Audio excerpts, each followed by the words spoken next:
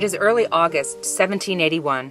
The war between England and the American colonies has been shedding blood across our young United States of America for nearly 6 years, a war the British believed would be theirs to win in 6 short months. The war has ground to a stalemate. Led by General George Washington, the Continental Army here in Connecticut is tired, hungry, and running out of food, ammunition, and money. Some of the soldiers are without proper shoes.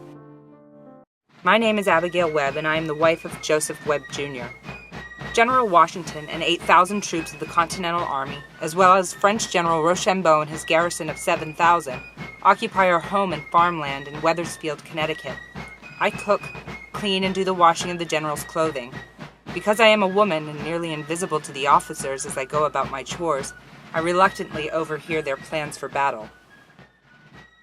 It seems that the generals are planning a siege either in New York or in a small port town in Virginia called Yorktown. They are anxiously awaiting word from an Admiral de Grasse, commander of the French fleet of nearly 30 ships, 3,000 troops, artillery, and precious silver from Spain, all needed to defeat the Redcoats and feed and clothe the hungry, weakened Continental Army. It is August 14th, and the generals have just received a letter from de Grasse.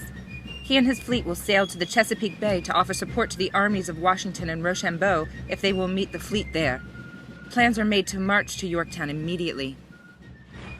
It is August 19th, and the generals lead 7,000 of their troops. The march will be a challenging 6-week, 450-mile journey to Yorktown. On the way, they will join 2,000 troops under the command of the Marquis de Lafayette in Williamsburg. With the addition of de Grasse's forces, their army stands at more than 12,000 men. The fort at Yorktown is held by British General Charles Cornwallis and nearly 7,000 English, German, and Loyalist soldiers. In order to give Washington more time, false dispatches of a plan to take New York were leaked to the British. Cornwallis will not be made aware of Washington's plans until September. Upon receiving word that the colonial army is marching to Yorktown, Cornwallis's forces begin to prepare for the siege. He requests reinforcements from General Clinton in New York, but on September 5th they are met by de Grasse and his fleet in the Chesapeake Bay.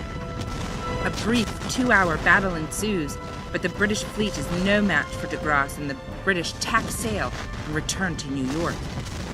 Now that de Grasse holds the Chesapeake, there is no escape for Cornwallis and no hope of reinforcements and supplies from the sea. It is not until September 28th that Washington and his men reach the outskirts of Yorktown. They begin digging their trenches to prepare for the siege. The Continental Army patiently gains ground on the fort, digging trenches and earthworks every day. Skirmishes with the British begin. They have no escape.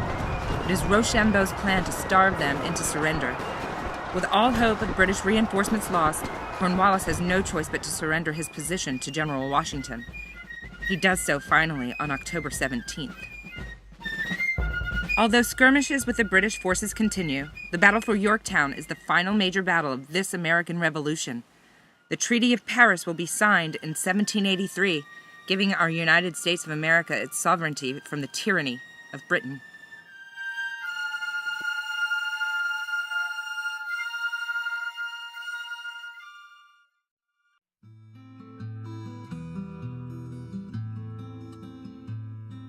So